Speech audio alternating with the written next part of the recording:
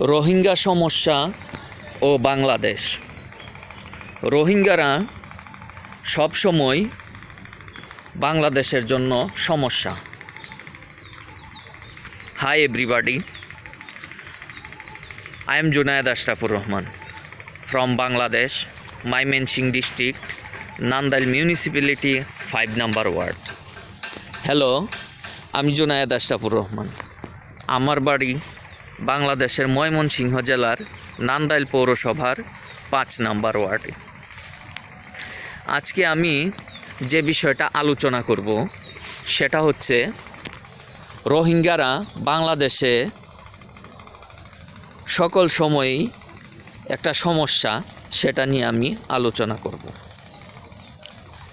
রোহিঙ্গারা হচ্ছে বাংলাদেশের পার্শ্ববর্তী বিশাল একটা দেশ মিয়ানমারের রাখাইন রাজ্যের নাগরিক, মুসলমান নাগরিক। আপনারা অনেকেই জানেন যে রোহিঙ্গারা বিভিন্নভাবে মায়ানমার সরকারের দ্বারা নির্যাতিত এবং নাগরিক হওয়া সত্ত্বেও নাগরিক সুবিধা থেকে বঞ্চিত। এখন রোহিঙ্গারা বাংলাদেশে কিভাবে এলো? রোহিঙ্গারা বাংলাদেশে আসার একটা কারণ হচ্ছে রোহিঙ্গারা হচ্ছে বিদ্রোহী।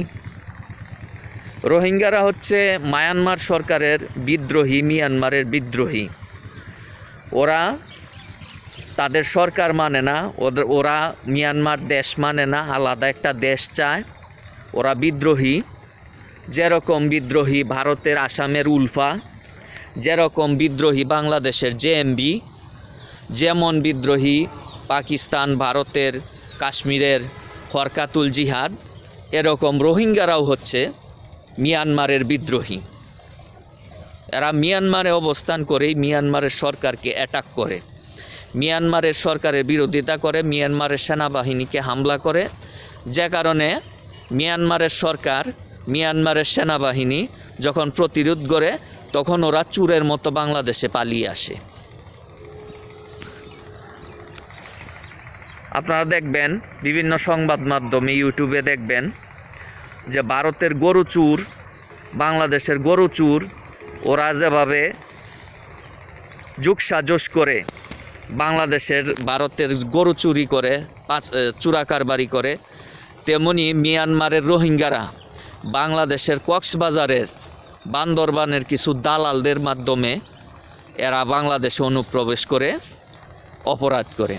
বিশেষ করে কক্সবাজারের এই সাবেক এমপি আব্দুর রহমান বদি, ইয়াবা গডফাদার, ক্রসফায়ারে নিহত একরাম, মূলত এরাই হচ্ছে এই মায়ানমারের রোহিঙ্গা অপরাধীদের বাংলাদেশি এজেন্ট।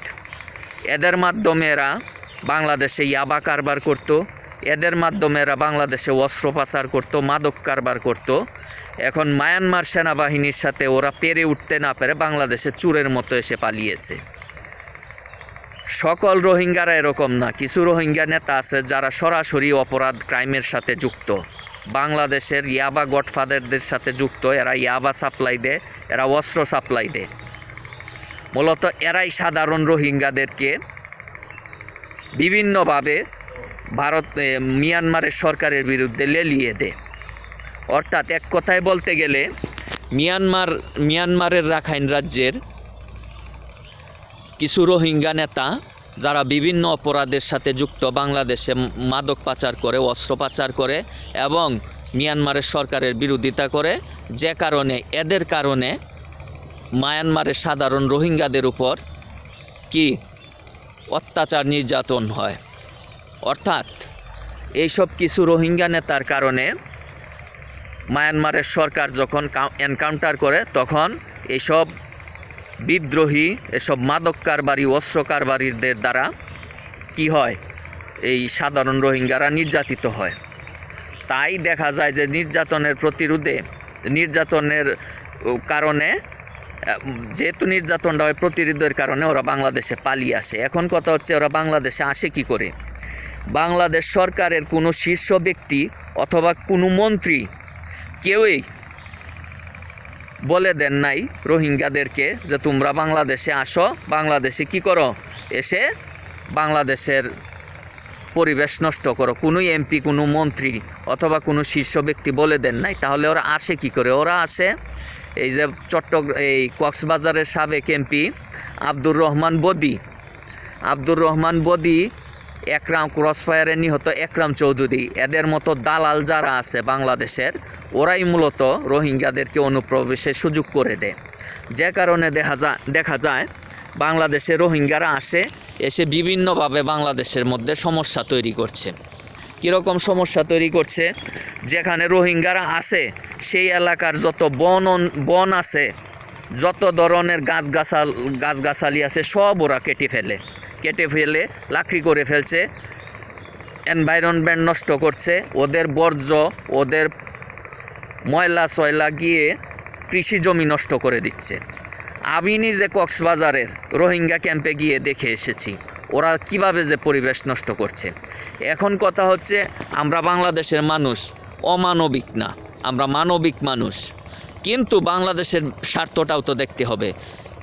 মিয়ানমার থেকে লাখ লাখ রোহিঙ্গারা বাংলাদেশে আসছে, ওরা বাংলাদেশে খাচ্ছে দাচ্ছে, অথচ বাংলাদেশে শিক্ষিত মানুষরা ঠিকমতো চাকরি পাচ্ছে না। লাখ লাখ বেকার মানুষ। এই দেশ এত মানুষকে কিভাবে আশ্রয় দেবে? মায়ানমার এত বড় দেশ, ওদেরকে ওইখানে না রেখে ওরা বাংলাদেশে এসে সমস্যা তৈরি করছে।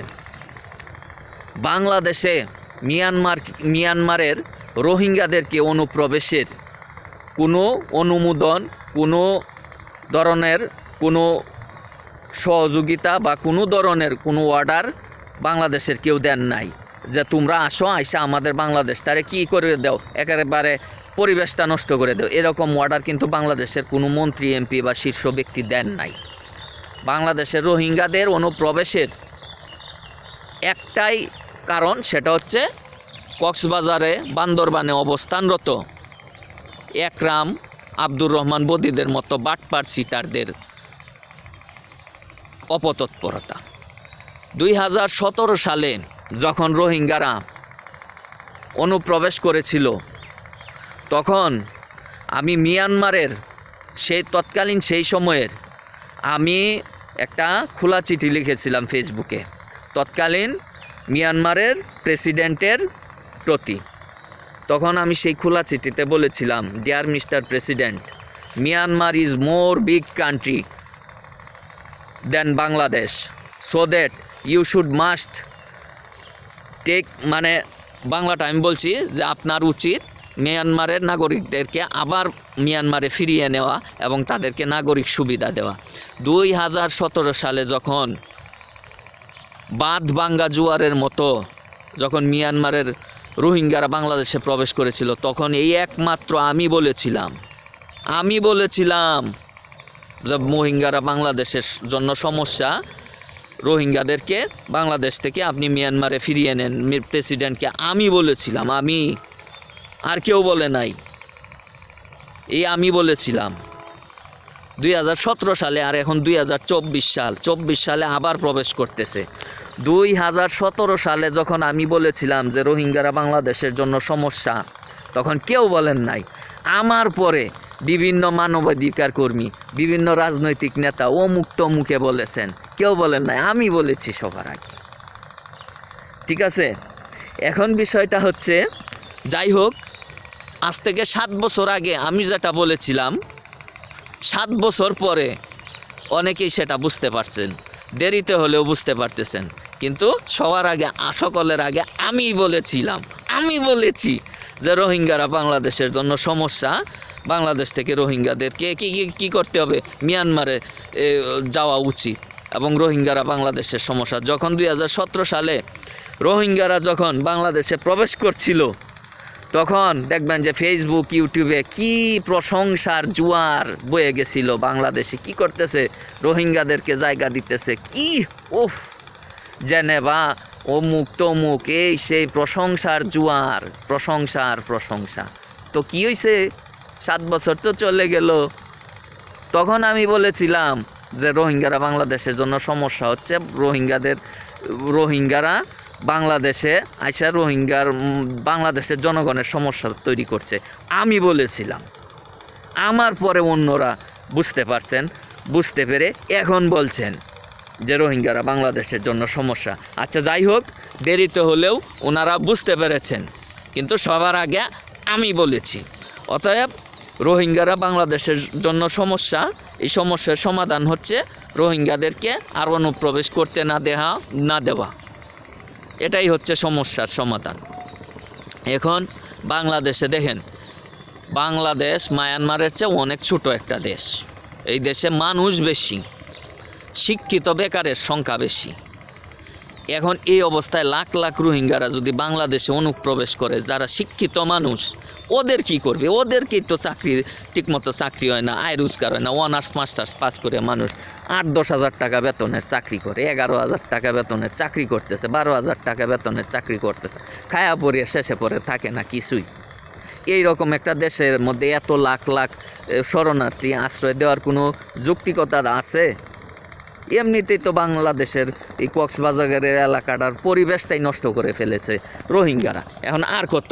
অতএব আমরা বাংলাদেশের মানুষ, আমরা মানবিক, আমরা অমানবিক না। আমরা বাংলাদেশের মানুষরা রোহিঙ্গাদেরকে সাপোর্ট করি এই জন্য যে তারা বাংলাদেশে অনুপ্রবেশ না করুক, মায়ানমারেই থাকুক এবং মায়ানমারের যে সরকার আছে তাদের বিরোধিতা না করুক। আমরা মানবিক এই বলতে এই না যে বাংলাদেশের জেএমবির মতো, বাংলাদেশের হরকাতুল জিহাদের মতো এরকম একটা উগ্রপন্থী একটা দল আরসা, মায়ানমারের আরসা রোহিঙ্গাদেরকে আমরা এইভাবে সমর্থন করব। আমরা এই ধরনের কোনো সমর্থন আমরা করি না। আমরা এটাই সমর্থন করি যে রোহিঙ্গারা মিয়ানমারের নাগরিক সুবিধা পাক, এই সমর্থনটা আমি করি, কিন্তু অন্যভাবে আর কোনো সমর্থন করি না। অতএব রোহিঙ্গারা সর্বদাই বাংলাদেশের জন্য সমস্যা, এটা মানতে হবে, বুঝতে হবে, যদি বাংলাদেশের নিজেদের মানুষের স্বার্থ কি বুঝার উপলব্ধি থাকে। এখন যেটাই হোক, আমরা সাধারণ জনগণও রোহিঙ্গাদেরকে বাংলাদেশে অনুপ্রবেশ করাই নাই। বাংলাদেশের সরকারের কোনো শীর্ষ ব্যক্তি, এমপি, মন্ত্রীও বাংলাদেশের রোহিঙ্গাদেরকে অনুপ্রবেশ করাই নাই, করিয়েছে কক্সবাজারের দালাল বাটপার ইয়াবা কারবারি, ওরা অনুপ্রবেশ করিয়েছে। অতএব ওদের কারণে আমরা বাংলাদেশের কোটি কোটি মানুষ সমস্যায় পড়তে চাই না, সমস্যায় পর্যবেসিত হইতে চাই না। আমরা বাংলাদেশের নাগরিক, আমরা বাংলাদেশের নাগরিক সুবিধা চাই। মিয়ানমারের নাগরিক রোহিঙ্গারা, ওরা মিয়ানমারের সুবিধা পেয়ে মিয়ানমারেই থাকুক। অতএব আমরা এটাই চাই, বাংলাদেশের নাগরিক। সকলকে ধন্যবাদ।